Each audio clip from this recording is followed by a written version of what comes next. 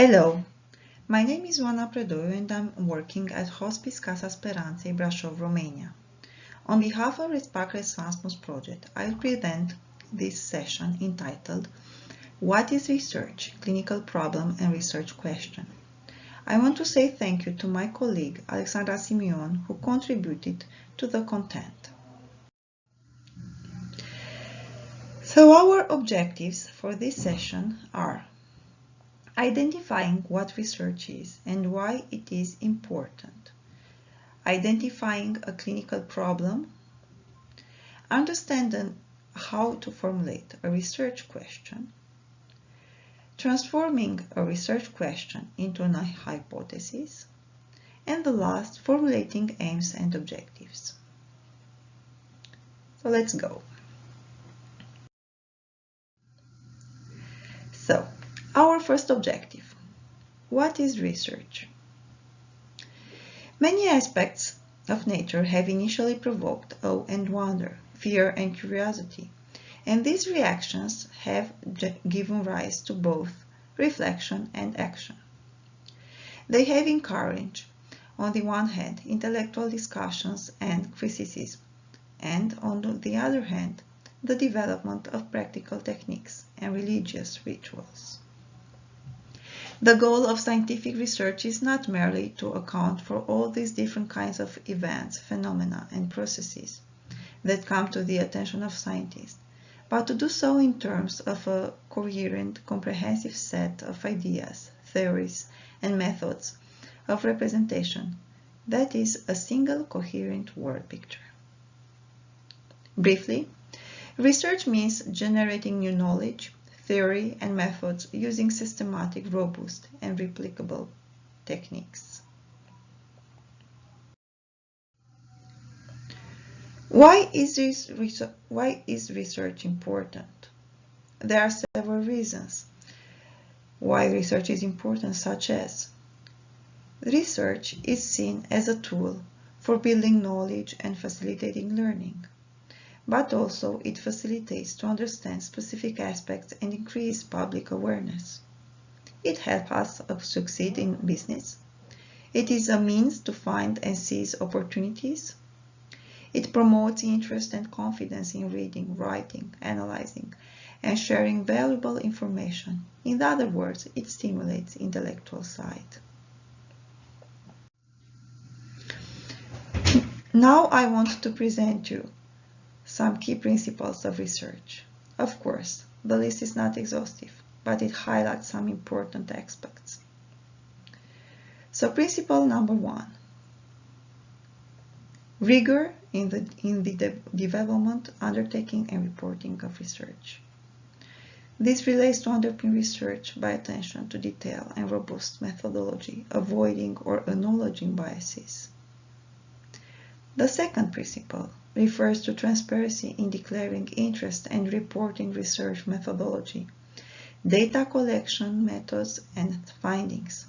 Also, it refers to share and communicate research methodology, data and findings openly, responsibly and accurately, to disclose and manage conflict of interest.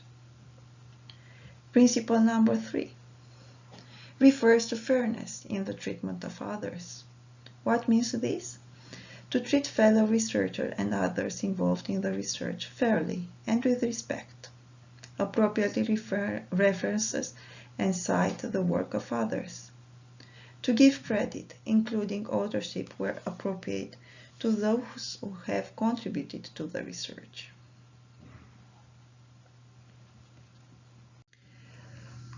Going further with the key principles of research, principle number 4 refers to respect for research participants, the wider community, and the environment. We need to treat human participants and communities that are affected by the research with care and respect, giving appropriate consideration to the needs of minority groups or vulnerable people. Also to ensure that respect underpins all decisions and actions related to the care and use of animals in research, and not the least, to minimize adverse effects of the research on the environment. The fifth principle refers to accountability for the development, undertaking, and reporting of research. This means to comply with relevant legislation, policies, and guidelines to ensure good stewardship of public resources used to conduct research. Consider the consequences and outcomes of research prior to its communication. And the last principle I want to mention is about promotion of responsible research practices. Promote and foster a research culture and environment that supports the responsible conduct of research. So these were the key principles of research. Going further, now we need to identify a clinical problem. Until now, we talked about what research is and why it is important. Also, we emphasized some key principles in research. So now we'll see how to identify a clinical problem. If we think, what strikes our mind? Are the regularities or the anomalies which challenge our mind? On one hand, the regularities observed in certain environment or situation are most common source for new ideas. On the other hand, we observe anomalies which make us look for explanations, which become potential hypotheses that need to be tested. We consider anomalies events that oppose to our reasonable expectations and phenomenon for different types of occurrence that challenge existing ideas and require scientific explanation.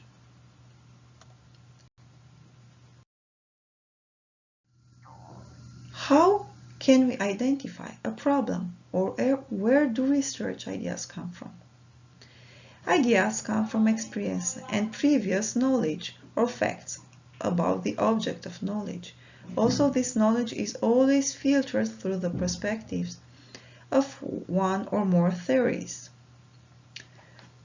We can say we identify new ideas by reading the medical literature. So the new ideas are coming into our mind. By teaching, often questions asked by students can become new ideas for research. By being a team player, our colleagues or mentors can provide new ideas. By developing in a certain direction or in a specific area of scientific interest.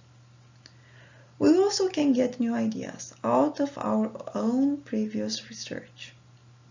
We need to be good observers and to be imaginative. We might manifest a skeptical attitude when reading scientific findings. What are other resources for new ideas? So we can review existing practice or challenge accepted ideas in our area of interest, or to look for conflicting perspectives on a specific topic.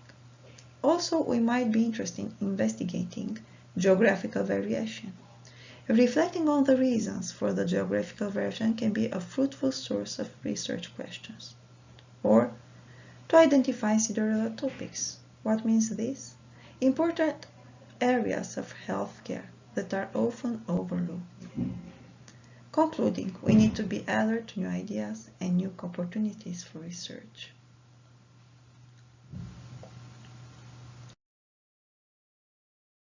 So, we got our ideas. We collected good ideas. So we should make a list of them. After, we need to prioritize and formulate a research question. You need to ask some questions like who, what, why, when, where. So WH question. These questions are helping you to clarify and to narrow the topic of your research. So if we want to see what means each of them, the what. What are the issues surrounding your topic? The who. You need to decide if you are interested in a specific group of people. Can your topic be narrowed by age, ethnicity, socioeconomic status, or something else? The where. Can your topic be narrowed down to a geographic location? Why are you interested in this topic? Why should others be interested? So this is the why. For example, you see a patient with unusual exposure, unusual disease manifestation, sudden cure, or sudden deterioration. Or by contrary, you see a group of patients that is not being treated well because we lack sufficient knowledge. So this is the why. And the when refers to, is your topic current or historical? It is confined to a specific time period.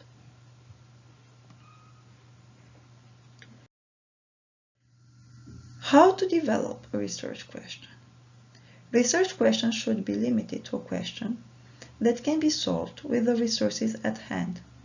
This means that you should seek out your particular niche, something specific, something that was overlooked by others, or some new twist to a general question, so that you can make your own contribution. Running a research question means cutting away anything that is unnecessary, so the only essence remains. Thus, your research question becomes feasible, interesting, novel, relevant, and not the least ethical. You must pay attention to the ethics of your research in general, but this is not our main topic now. Now, I want to give you an example of a research question from one of our previous projects entitled Overcoming Disparities in Access to Quality Basic Palliative Care in the Community. So the examples. Example. What barriers, disparities concerning clinical, educational, legal, organizational dimensions are hindering access to palliative care for cancer patients in community in the last year of life? So you can see the what, barriers, disparities concerning clinical, education, legal, organizational dimensions, the who, cancer patients, the where, in the community, why, the reasons that are hindering access to palliative care, and the when, the last year of life.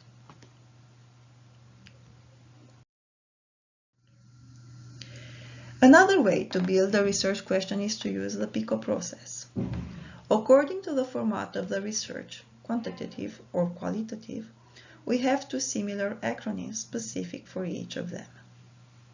So regarding the quantitative format, we have P from population or patients, describes the populations of interest for your study.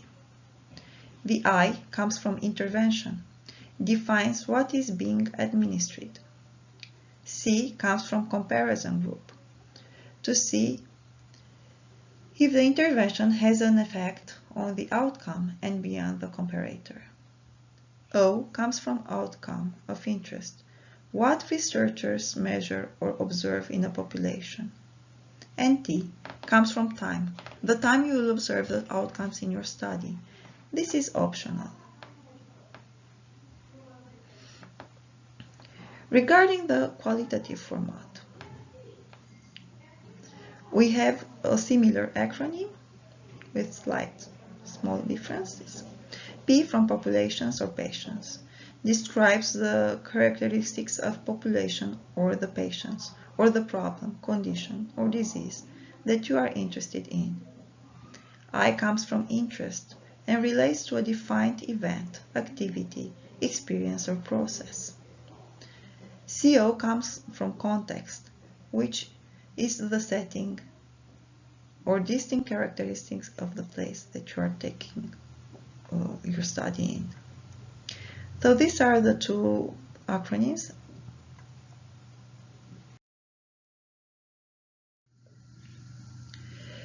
Now I'm trying to give you some examples according to each type. So, if we refer to our previous example with the WH questions, now I'm using the PICO perspective. How do the barriers, disparities concerning clinical, educational, legal, organizational dimensions hindering access to palliative care for cancer patients compared to those with access to palliative care in the last year of life. So you can see the acronym in this question. Another example of PICO question regarding quantitative format of research. In cancer patients, so you can see the population, how does morphine, the intervention, compare to methadone, the comparator, control pain, the outcome? Timing is optional. And now I'm trying to give you an example of a question for qualitative format. So as you can see here, what is the psychological experience of patients diagnosed with cancer in rural area? So psychological experience, the interest. Patients diagnosed with cancer are the population, and the context is the rural area.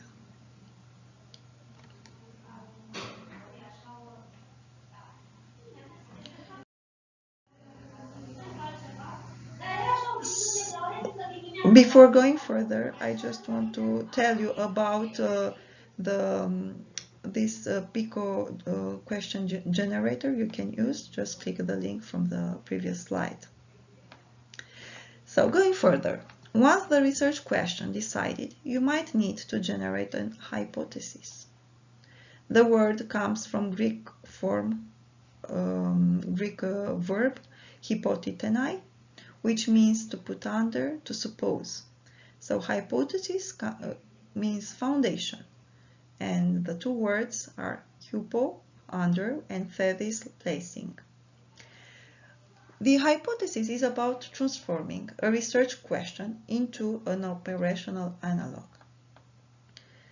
It reflects the relation between variables. So an independent variable has some sort of association with a dependent or outcome variable.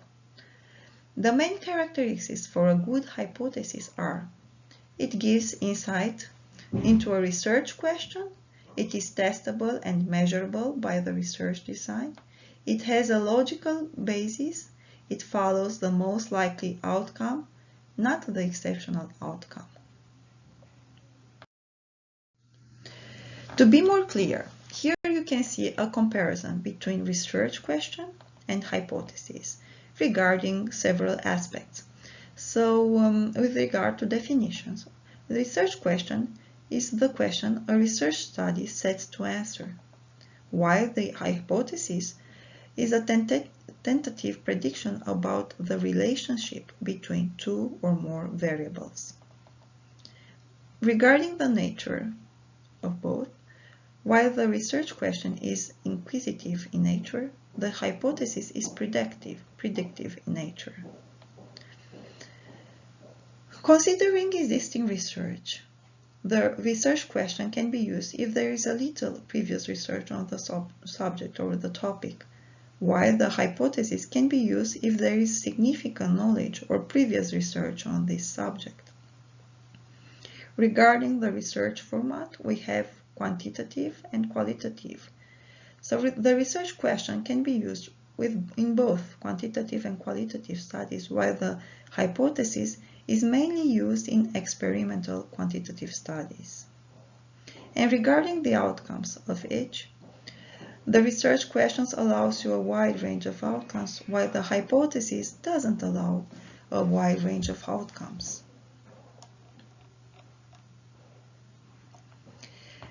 The main disadvantage of hypotheses is their tendency to blind a researcher to unexpected results.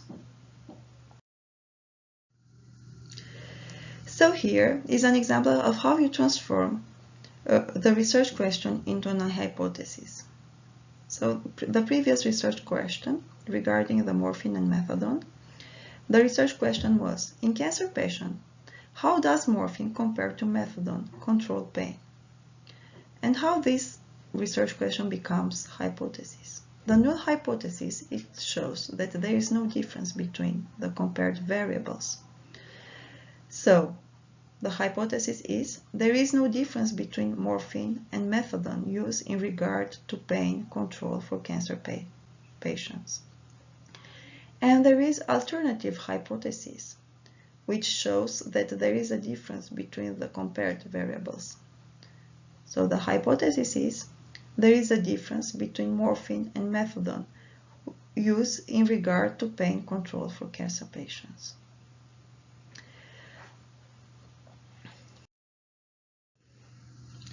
Going further, now you need to formulate your research aim and objectives. So you have the research question or the hypothesis. The aim of your research refers to what you want to know. The objectives refers to how you reach the aim, the specific steps you will take to achieve your aim. So the aim is a statement that broadly points out what your aspirations and in reference to the research, what you hope to accomplish through your research. An aim is therefore generally broad, ambitious, but achievable. It can range in length from a single sentence to a short paragraph. So the aim refers to why is this research required? This is your context. What is this research about? This is the real aim of your research. How are you going to do it? This is an overview and introduction to your objectives. Usually is written using an infinitive verb, to and an action, to map, to design, to explore, etc.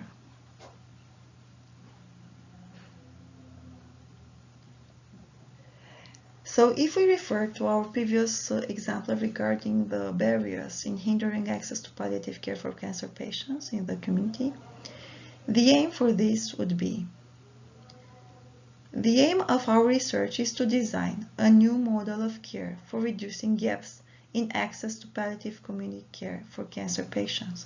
So you can see with blue the how to design, so the action verb, how, we design a new model of care, and why for reducing gaps.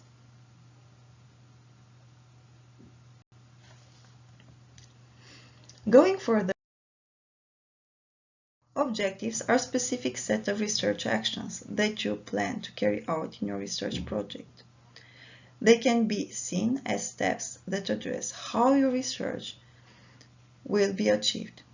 They are focused, practical, time-bound, linked with the concrete actions. Research objectives divide research into several parts and address each part separately. Usually, they are presented as a numbered list. It is recommended to be formulating using the SMART format that you can see on the slide. So S come from specific. Write them clearly and keep them narrow and focused. They should be measurable. You must be able to measure them in order to know how you progress toward achieving them. Your objectives must be achievable. You must create objectives that you can realistically achieve with the financial and human resources that you have available. Also, the objectives must be relevant to achieving your overall research aim. And of course, they need to be time-bound. So you need to build milestones, timelines for each objective. Considering the aim I just mentioned, we would have the following objectives: to develop a disparity and needs reality map in providing care for patients diagnosed with cancer in the pilot centers during 1 year.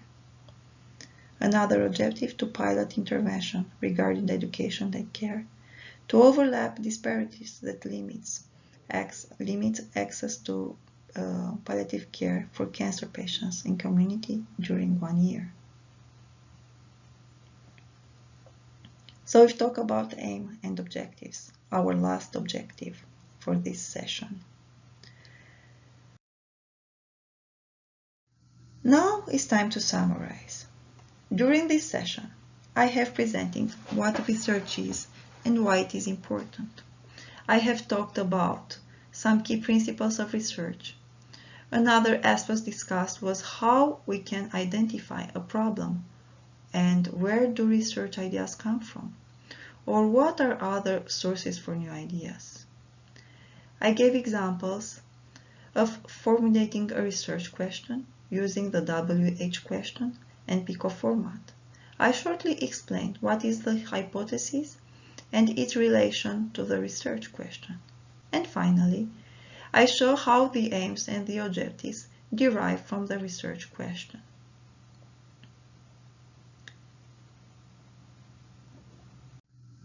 Here you have some references.